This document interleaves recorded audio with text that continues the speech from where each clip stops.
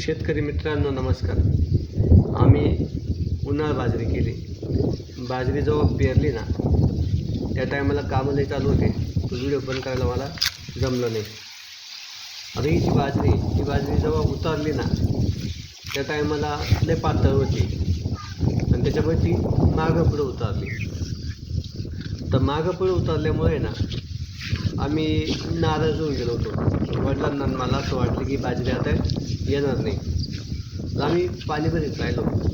हळूहळू बाजरी वाढली. आता ही बाजरी पातळ आहे आणि जे कणस आहेत ना ते कणस जास्त मोठाली व्हायले.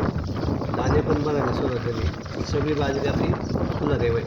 तर ती मागं पुढं उतरल्यामुळे ना काही झाडांना ना कणस लागले होते आणि काहींना लागलेच नव्हते. ते म्हणजे पोटाळायला लागले होते.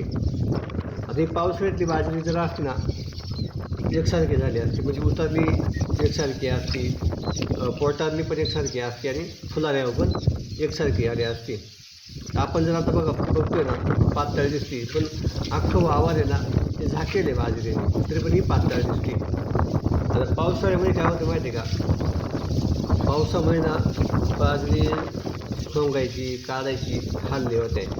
तसं उन्हाळ्यामध्ये ना जास्त हाल होती नाही. फक्त एकच राहते की याला पक्ष्यांपासून लय सांभाळायला लागते. तर बघा आता ही जी बाजरी आपण या साईडला बघतोय ना या साईडला पक्ष्यांनी जास्त कणस खाल्लेले म्हणजे दाणे खाल्लेले. बघा तुम्हाला मी थोडंसं जवळ टाकलं. बघा वरचे जे शेंडे आहेत ना शेंड्याचे जे दाणे आहेत ते पक्ष्यांनी खाल्लेले. आता या बाजरीला आहे ना अशी बारीक बारीक बघा थोडेसे काटे पण दिसते.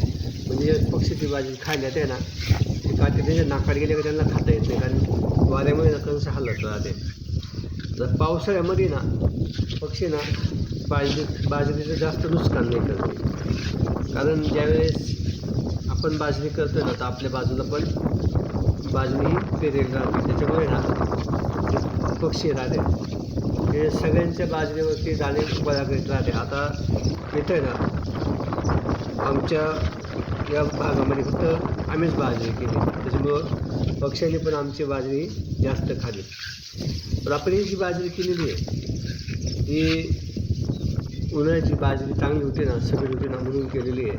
आणि गायांना चारा पण होईल वैरणीचा म्हणून केली. कारण पावसाळ्यामध्ये सगळे पिकं येत राहते. तसं उन्हाळ्यामध्ये ना सगळेच पिकं हे सक्सेस नाही होते, कारण ऊन लय कडक राहते. आणि ह्या वर्षी तो आहे ना बाकीच्या वर्षांपेक्षा जास्त कडक आहे, तरी पण सुद्धा ही आमची बाजरी चांगली आली.